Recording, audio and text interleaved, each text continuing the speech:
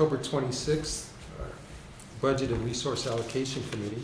So the second item on the agenda is public comment. Seeing none, we'll move on to the approval of the minutes. Move approval. Yes. Two. There we go. Thank you. But do we have a quorum? Even? No. No.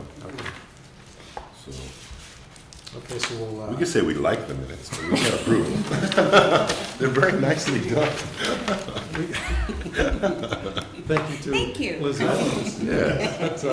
But we'll send those out for electronic approval or bring them back to the next meeting. So it leads us to number 4, which is an update on our budget and the economic update where we are in the state of California. I think first I'll cover the economic update for California. Our economy continues to be extremely strong. So unemployment rate continues to dip, both at the national level and in the state of Where California. is it going from? It's currently it's about 4.6%, Oh, that's amazing. isn't it? And at the national level, it's 4.2%. Wow. Yeah. So it's and all that means is more people are working, so you got more people paying tax, and so our general fund revenue at the state level continues to be very strong. It does affect our enrollment because with more people working, more jobs available, you know, students tend to, or potential students tend to enter the workforce. Minimum wage went up too, so. Minimum wage Yeah. is pretty decent, well, it's higher than what it used to be. Better. Yeah, better. But housing starts, building starts are all high. The total number of residential permits issued in the month of August, the last month available, was 112,000 units. And that was the 6th consecutive month of over 100,000 building starts. You're still short. And we're still short. Yeah. And we haven't seen that type of growth or that type of building starts since 2008. Welcome, come on in. Here's the agenda. It's signing also. So that does affect the building starts. It's very strong for the economy. It supports more construction workers and, you know, purchase of raw materials, purchase of finished products such as furniture, which continues to drive the economy. But it does draw, you know, for us, the concern is it pushes up the cost for raw materials. And with the upcoming construction of the U building, it means that our available funding will be squeezed even tighter because the cost of the raw materials is going up. So it's something that we're watching very closely. And the state, you know, they'll provide some amount for escalation of costs, but probably not enough sufficient to cover any overages. But you may have noticed that at the U building, had drilling going on the last couple of days. We're doing soil testing, part of the and soils. Oh, is that what they're doing? Yeah. Oh, I saw that. Yeah, it's drilling to test the soil to determine the foundation strength and amount of concrete. Where's that happening? In back or? Right, no, right there in the, Yeah, it was right Between the library and the youth. yeah. We actually Oh, had, today, oh, Concho okay. That's back. how I missed it. yeah, and we were drilling yesterday also, but in a different location. But going back to the state of the economy, so far for the first few months of the year, the state general fund revenue is up 2.6% compared to the budget. So that's $666 million over what was budgeted. So I watch that closely because it affects our funding. If the state economy is working well, funding's coming in at the state level, we can pretty much count on the budget that was set, maybe a little bit more coming in. So at this point, it's not a lot over the budget, a material amount, but it's strong. So current indicators are showing that what was in the budget at the state level will continue to come to community. Other than the colleges. 50% rule, is there any backfill mechanism for our budgets when state revenues exceed predictions? Not necessarily backfill, but what the state does is a lot of one-time funding opportunity. So last year we saw some of that toward the end of the year, and this year so far we received word that our district will be getting another $600,000 in mandated costs. I think it's as a Is that for result. person servers? Not for PERS and STIRS, it's mandated claims, Okay. so it's a way of funding those. What are mandated claims? Heather, can you, Yeah, in the past, when we were required to do like the Brown Act and do a lot of things that the state requires us to do, we used to fill out, and there was stuff in facilities that we were required to do. We had 610 doing a lot of mandated claims for us. This was long before the $28 or whatever we get now per FTES. So we had a backlog, and a lot of community colleges had a backlog of claims that we prepared. So and- like ADA compliance, would that I'll- be I'm an gonna example? say, yeah, I'm just that trying- could be an example. There was a lot of it was stuff that was in facilities and different, and I don't remember, and I can probably pull some old files. Okay. But in any case, we filed a lot of claims, and it looks like we're starting to get some of those. And you're talking, these are well over 7, 8, 9 years old. Oh. So, it's a way for the state to kind of hold resources, right? Because they don't pay out the claims, but Mhm. now that the resources are available, they'll pay them out. And does that have the effect of easing up, like, what you've assigned for facilities, projects, and those kinds of things? It has the potential for that. It is one time, so it's not an ongoing okay. revenue source. But, you know, as an example, all of our computer hardware with Banner, when it was placed in service, it was a lease. So all of those leases are coming due now, and there's a lease purchase buyout that we're negotiating with the leaseor. And pretty much that's the amount that, or those funds could be used for that. It's a one-time expense, one-time revenue source. But by buying them out, we don't have the ongoing obligation, Yeah. which was probably about $1 million a year, Heather, the Winthrop. yeah, it's even 9, Yeah, but just- yeah, it's close to $1 million, yes. So as the 5 leases years. end, we pay them out. You know, there's good news that we still have to do hardware replacements on the computer side, but not to the magnitude of $1 million a year. Mhm. So we're trying to save as much wherever we can, and that's one area. So really, that's an update on the economy. Our enrollment is very soft right now, and there was the opportunity for 1% growth. Mhm. We'll probably maintain the level that we had last year, but it looks probably unlikely that we'll have the opportunity for that 1% Well, we growth. started summer school early, so for everybody, so that we can pick it up there. We could potentially borrow from the summer. We borrowed heavily from the summer this year, so Sooner or later, you gotta pay the pipe. sometime you have to pay the piper, exactly.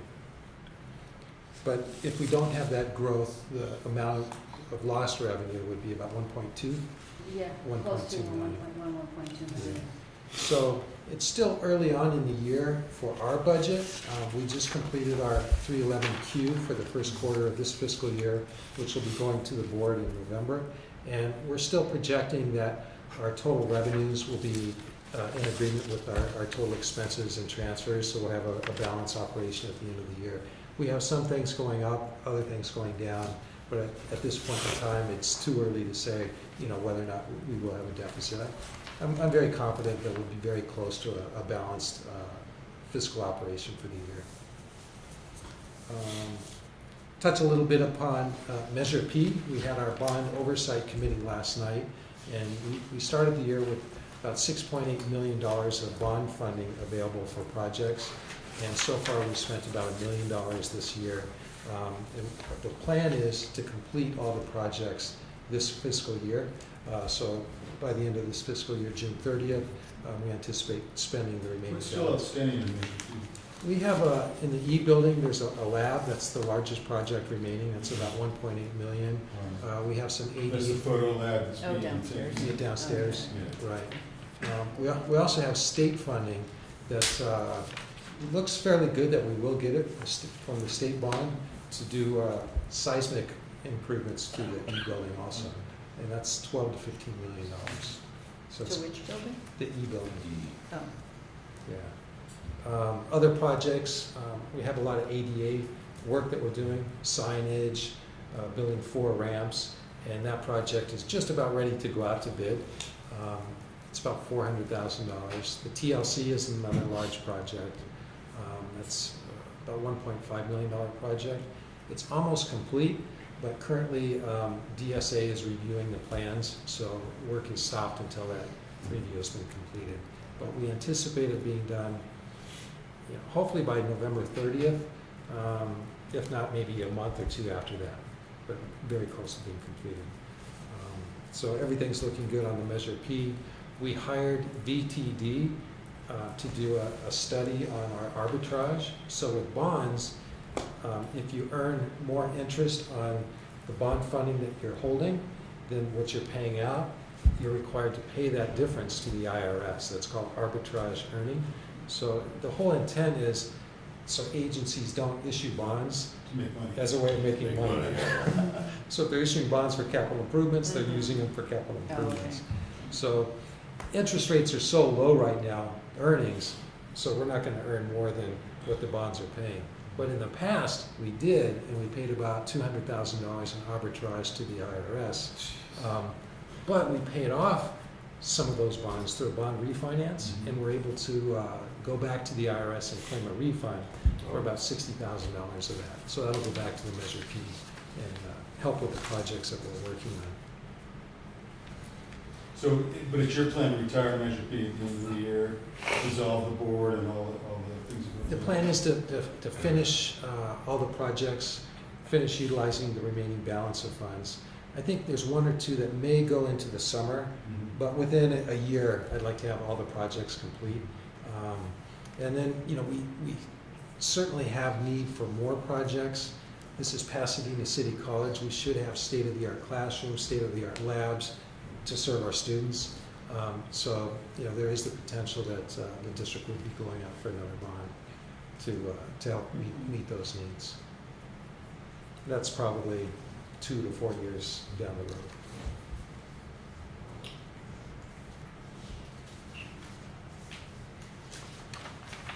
So those are really the big items that I wanted to cover.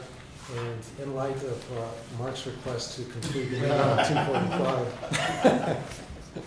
But I'll be happy to address any questions, any concerns, or if there's anything that we didn't cover today that I can cover. I know it's a short meeting, but we really don't have new additional information to share.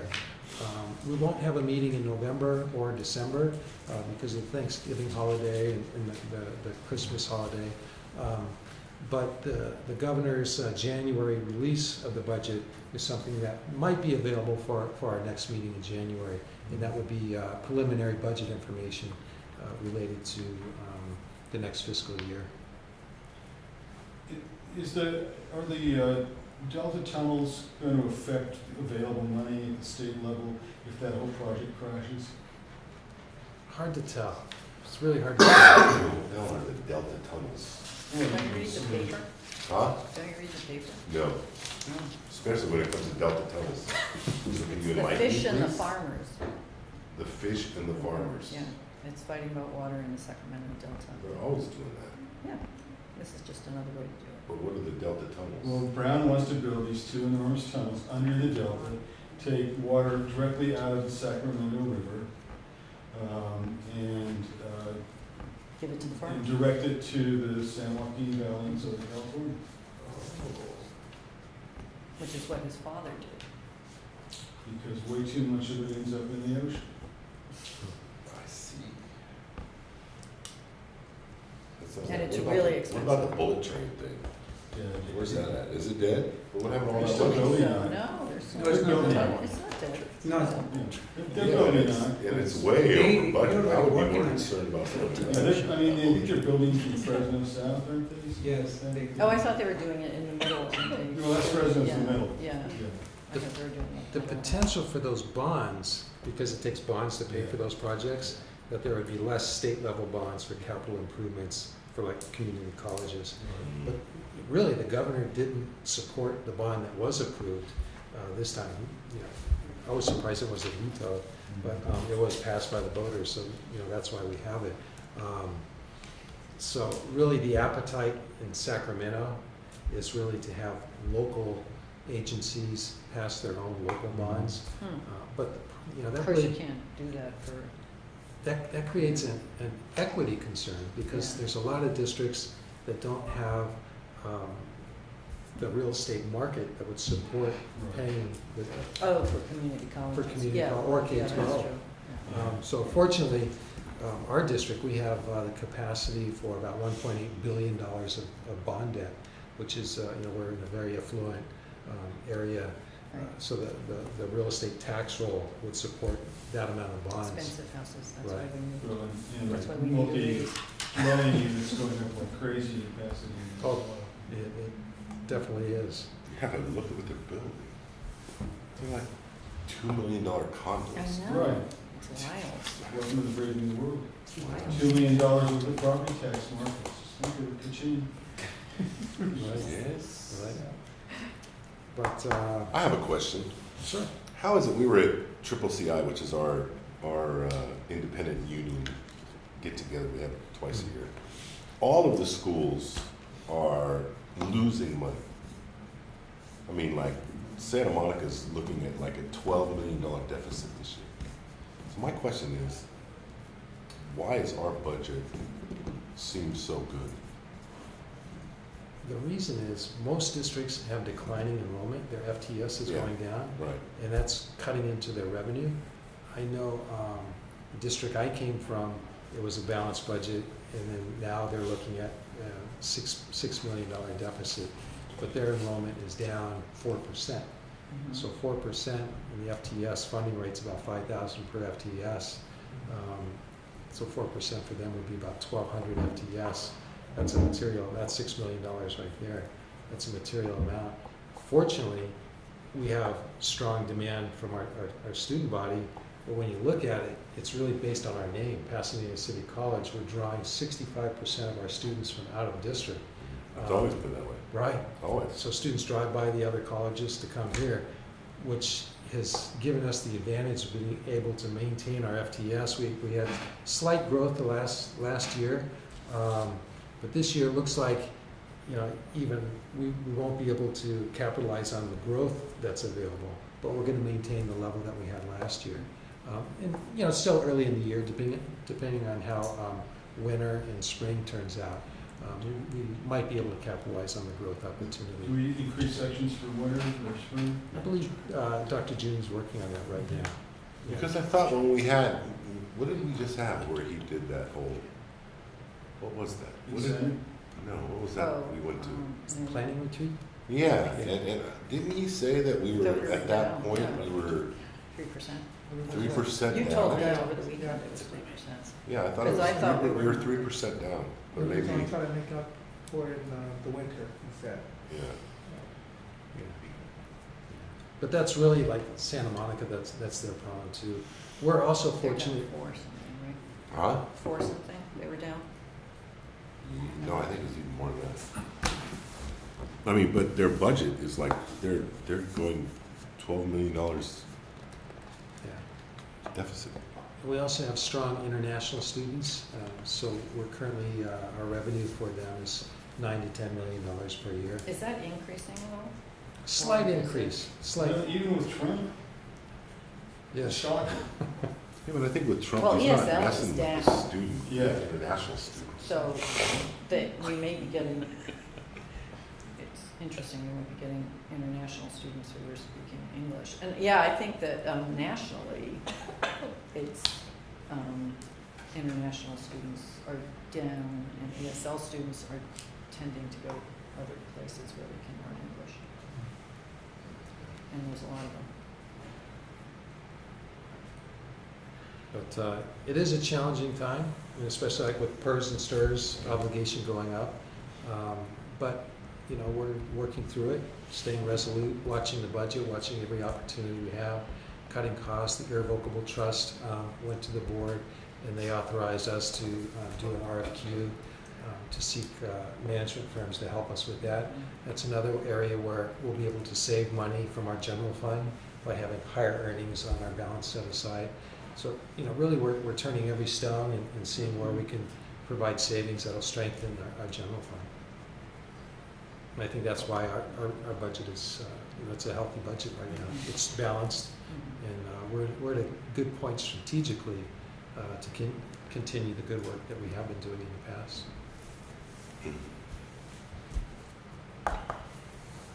Any other questions? or- Yeah, I have a question, maybe I didn't hear it, you say it, I don't know. So the E-building, changing the conversation to the E-building, the project, why is, this project is still waiting?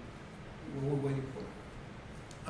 Because it's been there for like 2 years. Yeah, it's been waiting for 2 years. I'm pushing with Jack Schulman, who's our construction management consultant, and it's currently it's in DSA for review and approval. So is the permit. Yeah, and once we get the final approval, then we'll be able to start the construction. And our projected date is March 30th to have that completed. But I really can't give you specifics. I don't have the background. No, I just wonder why they Yeah. stopped suddenly Yeah. and Yeah, they never move on. that's a good question. Yeah, so I didn't know. Yeah. Have they done the demolition on that? They get the asbestos out? Yes, Okay. yes. And the whole floor is empty, it's just started doing whatever they have to do. Yeah. I think it must be the facilities people.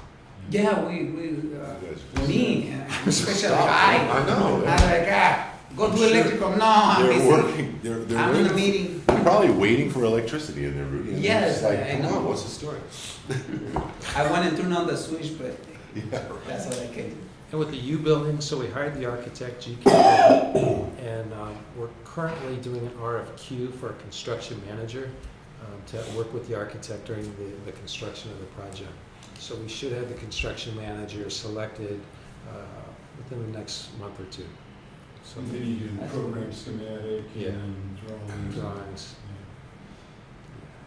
So when do you think demolition is gonna start in your building? I would say it would come down maybe in 1.5 to 2 years, and then you're gonna see it go up very quickly.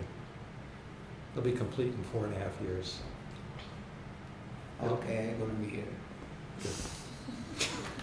Because I make a bet, I'm gonna retire and that building is not gonna be up. No, I should. I'm gonna be here. Don't believe any construction. 4.5 years. But they say 5 years, yeah, it's already 5 years. Yeah, it's a tight schedule, and we're actually required to complete it within that timeline. Oh, really? Oh, it's a really? state's rules. Because it's a state Yeah. plan. Yeah. Oh, really? Yeah, so it'll happen. Let's see. Oh, but you get everything in place and then go, yeah. Yeah. So is the construction manager, is that the construction firm, or is that a separate, totally separate? It's a separate firm, it's like a general contractor. Oh, okay. Yeah, oversees So- the construction and hiring the contractors, works directly with the architect on specifications to see what the cost is for different components of the building.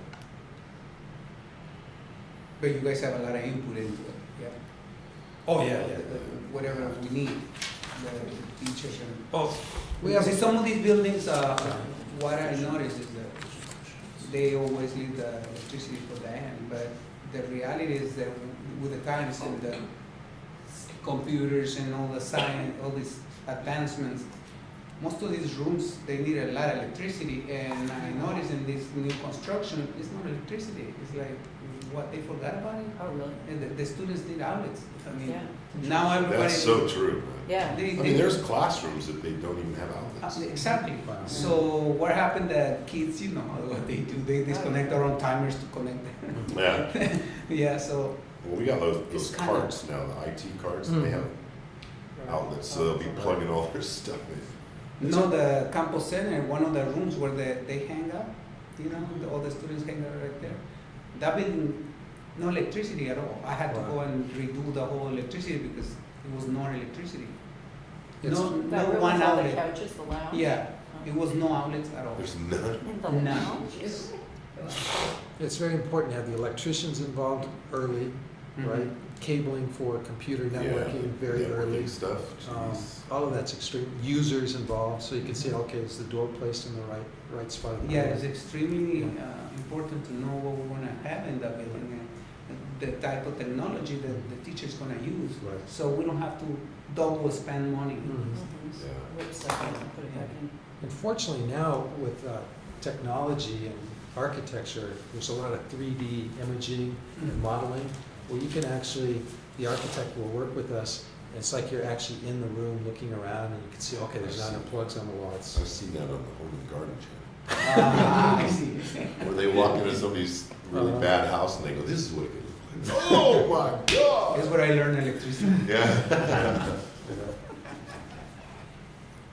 Well, we exceeded the available time. Oh, okay. Yeah, it's your fault, Mark. I know. Thank you very much, Dr. sure, thank you. Thank you for coming.